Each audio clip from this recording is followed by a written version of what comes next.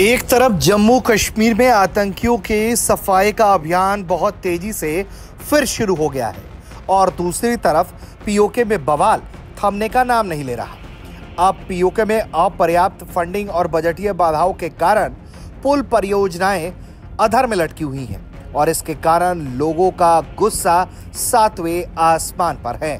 खबर आ रही है कि घटिया निर्माण के कारण लोग और भी ज्यादा इस तरह के कामकाज से काफी भड़के हुए हैं। कथित तौर पर जो पीओजे की सरकार है उसके मंत्री सरदार मीर अकबर के प्रति भी जनता में जबरदस्त गुस्सा बढ़ा है।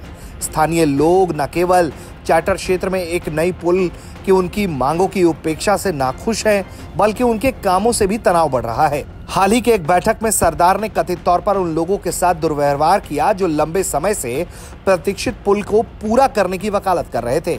इस पर इस कथित मंत्री ने कहा कि वो चार्टर के निवासियों को राहत देंगे। वहां उनके हालिया भाषण परेशान करने वाले थे। उन्होंने लोगों के बीच विभाजन पैदा करने की कोशिश की। सुनिए उन्हें लेकर क्या कह रहे हैं वहां के लोग।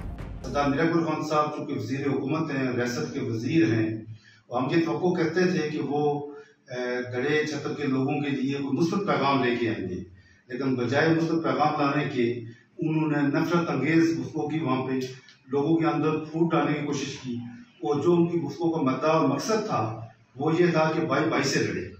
हम इस पूरे अमल की भरपूर मजम्मत करते हैं और सरदार मीर अकबर खान साहब और वज़ीर हुकूमत आज़ाद कश्मीर को ये पैगाम देना चाहते हैं कि 29 तारीख को अगर हमारे दरे छतर पुल के हवाले से कोई अमली कदम न उठाया गया तो जो हमने 13 जून के धरने में अपनी कॉल दी हम उसके ऊपर बदस्तूर कायम है। उसके लिए अल्हम्दुलिल्लाह सद अल्हम्दुलिल्लाह एक भरपूर अवामी राब्ता मुहिम चल रही है और हम इस तहरीक को बहुत आगे तक लेके जाएंगे। जब रियासत के इक़्तिदार के मनसूब में बैठे हुए लोग आके हम नफरत और मनफी गुफ्तगू करेंगे, उसके नतीजे में कहीं भी कोई इश्तियाल अंगेजी वाली बात होती है तो फिर उसका जिम्मेदार नाब वज़ीर हुकूमत सरदार मीर अकबर खान साहब होंगे। ये बात बिल्कुल ख्याल रहनी चाहिए। जिस तरह का गुस्सा वहां की आम जनता में दिखाई पड़ रहा है उससे पाकिस्तान की टेंशन बढ़नी बहुत लाजमी है, क्योंकि हाल ही में पाकिस्तान ने देखा है कि किस तरह से पूरा पीओके उबल गया था।